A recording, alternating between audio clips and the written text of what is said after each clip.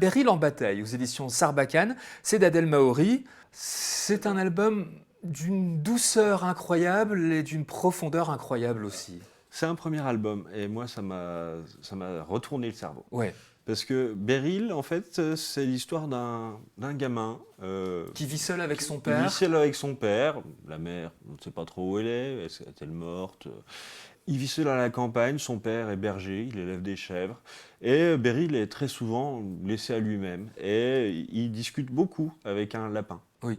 Et une coccinelle. Oui. Est-ce que ce lapin est réel ou est-ce que c'est juste l'imagination de ce gamin qui prend le pas parce que il n'a personne à qui parler? Il est très ami avec les chèvres, Oui. évidemment. Donc voilà, ça c'est le tout début. On suit Beryl qui vit sa petite vie de gamin rêveur dans la campagne. Et au fur et à mesure, Beryl vieillit. Oui. Son père décède. Et il va bien falloir qu'il fasse quelque chose de sa vie. Son père voulait absolument qu'il reprenne la bergerie familiale, mais Beryl, même s'il adore les animaux, il a d'autres aspirations. Et voilà. Et c'est un récit sur le temps qui passe. Oui. C'est un récit sur... Sur le passage à l'âge adulte, voilà, vraiment. Et c'est empreint de mélancolie. Voilà. Il y a ce côté nostalgie de la jeunesse. Oui. Il y a ce côté, est-ce qu'on peut garder une part de jeunesse une fois qu'on est adulte et qu'on devient soi-même responsable? Est-ce qu'on peut garder cette fantaisie et c'est aussi la question de ses amis imaginaires, le lapin, tout ça. Eux aussi, imaginaires ou pas, ça, Oui. on ne le sait pas.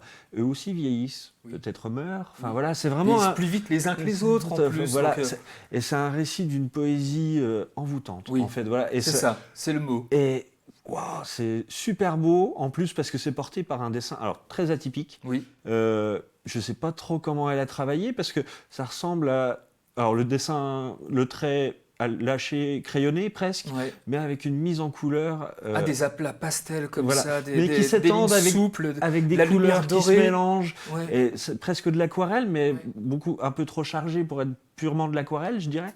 Mais c'est une ambiance onirique, envoûtante, c'est cocon. Voilà, oui. c'est un petit.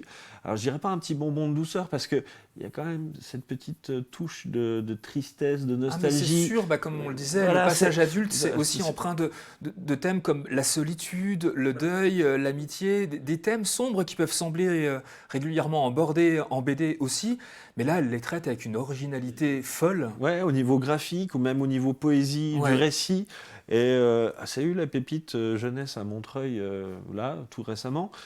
Mais je ne sais pas si c'est vraiment de la jeunesse, parce qu'il y a ce côté nostalgique que les enfants n'ont pas. Oui. Je pense qu'il faut avoir un petit peu de recul pour voir la nostalgie de l'enfance, mais en même temps, quand on lit ça, quand on est gamin, peut-être que ça nous prépare à devenir adulte. Enfin voilà, en tout cas c'est un super album. C'est un superbe album. Beryl en bataille, c'est un murmure, c'est une caresse, c'est un rappel, celui qu'il faut aimer avant que le temps file aussi, écouter avant que les voix ne se taisent. C'est une BD qui ne se lit pas seulement avec les yeux, mais vraiment aussi beaucoup avec le cœur. Voilà, une fable d'une rare tendresse qui laisse en nous la douce empreinte d'un monde qu'on ne voudrait jamais quitter. C'est juste très très beau, ça s'appelle Beryl en bataille, aux éditions Sarbacane et c'est d'Adèle Maori.